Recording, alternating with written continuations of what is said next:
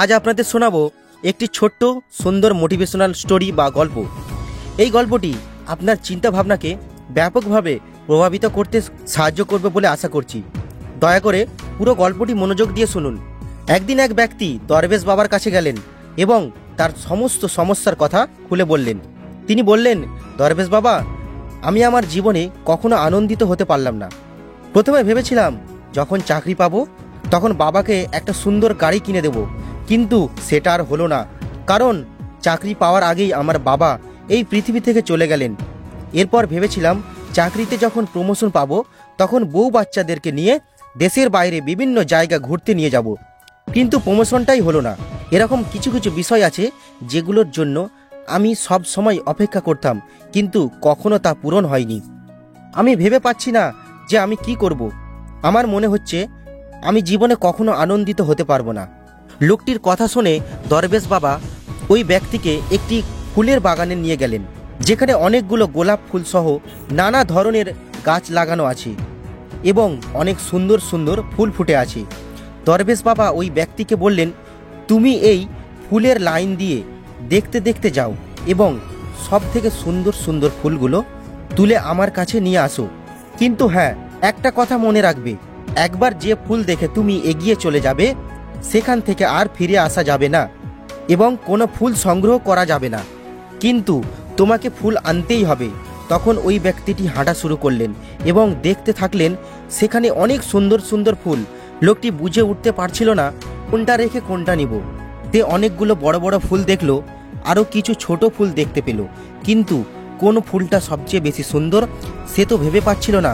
সবগুলো ফুল দেখতে খুব সুন্দর। একটা সুন্দর ফুল ধরতে গেলে তার সামনে আরও একটা সুন্দর ফুল সে দেখতে পায়। সে মনে মনে ভাবলো, সামনে গেলে হয়তো আরও সুন্দর ফুল পাওয়া যাবে, তখন ফুল নিয়ে নেব।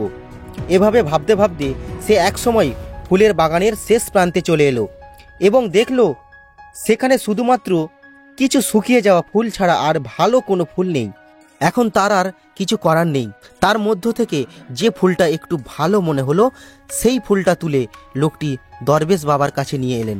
সে দরবেশ বাবার কাছে এসে বললেন, দরবেশ বাবা, যাবার সময় রাস্তায় অনেক বড় বড় অনেক সুন্দর ফুল দেখেছিলাম এবং আমি ভেবেছিলাম হয়তো সামনে গেলে আরও সুন্দর ফুল পাওয়া যাবে, কিন্তু শেষ প্রান্তে গিয়ে দেখলাম কিছু শুকিয়ে যাওয়া ফুল ছাড়া আর ভালো কিছু ফুল নেই।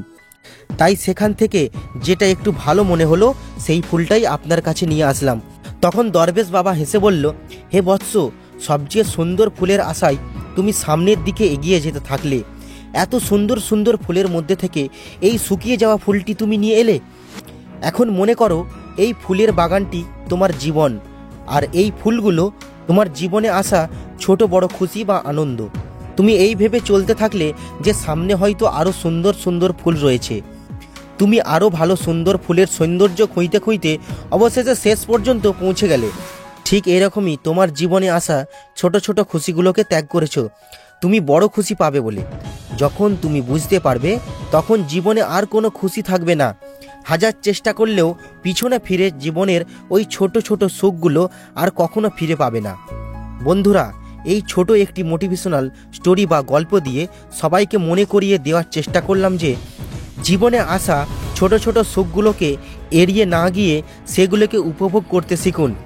কালকের জন্য না ভেবে আজকের জন্য হাসি খুশিভাবে সময় কাটান। সব সময় হাসি খুশি থাকার চেষ্টা করুন। মোটিভেট ইওর মাইন্ডের পক্ষ থেকে আমি জাহির। আর যদি এই ভিডিওটি তোমাকে অনুপ্রেরণা দিয়ে থাকে তাহলে অবশ্যই ভিডিওটিকে লাইক করো, সবার সাথে শেয়ার করে দিও এবং চ্যানেলটিকে সাবস্ক্রাইব করে দিও। আমি তোমার পাশে ছিলাম, তোমার পাশে আছি আর তোমার পাশে আজীবন থাকবো। স্বপ্ন দেখো, পরিশ্রম করো আর এগিয়ে চলো। ভালো থেকো।